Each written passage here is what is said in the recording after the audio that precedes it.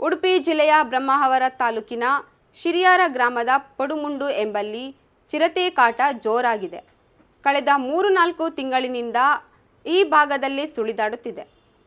ಮನೆಯ ಪರಿಸರಕ್ಕೆ ನುಗ್ಗಿ ನಾಯಿಗಳನ್ನು ಬೇಟೆಯಾಡುತ್ತಿದೆ. ಪಡುಮಂಡುವಿನ ಜನ ರಾತ್ರಿ ಹಗಲು ಪ್ರಾಣಭಯದಲ್ಲೇ ಓಡಾಡುವ ಪರಿಸ್ಥಿತಿ ನಿರ್ಮಾಣವಾಗಿದೆ. ಸ್ಥಳೀಯ ಗ್ರಾಮ ಪಂಚಾಯತ್ ಅರಣ್ಯ ಇಲಾಖೆಗೆ ಚಿರತೆ ಹಾವಳಿ ಬಗ್ಗೆ ದೂರು ನೀಡಿದರೂ ಯಾರೂ ಕೂಡ ಚಿರತೆಯನ್ನು ಸೆರೆ ಹಿಡಿಯಲು ಕ್ರಮ ಕೈಗೊಂಡಿಲ್ಲ ಎಂದು ಸ್ಥಳೀಯ ಆಕ್ರೋಶ ವ್ಯಕ್ತಗೊಂಡಿದ್ದು, ಸದ್ಯ ಊರಿನಲ್ಲಿ ರಾತ್ರಿ ವೇಳೆ ಪ್ರತ್ಯಕ್ಷವಾಗುವ ಚಿರತೆಯನ್ನು ಸೆರೆ ಹಿಡಿಯಲು ಸ್ಥಳೀಯ ಯುವಕರೇ ಬೋನು ನಿರ್ಮಾಣ ಮಾಡಿದ್ದಾರೆ.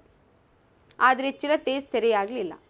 ಚಿರತೆಯನ್ನು ಸೆರೆ ಹಿಡಿಯಲು ಅರಣ್ಯ ಇಲಾಖೆ ಸೂಕ್ತ ರೀತಿಯಲ್ಲಿ ಬೋನು ರಚಿಸಿ ಚಿರತೆಯ ಕಾಟದಿಂದ ಜನರನ್ನು ರಕ್ಷಿಸಬೇಕು ಎಂದು ಗ್ರಾಮಸ್ಥರು ಆಗ್ರಹಿಸಿದ್ದಾರೆ.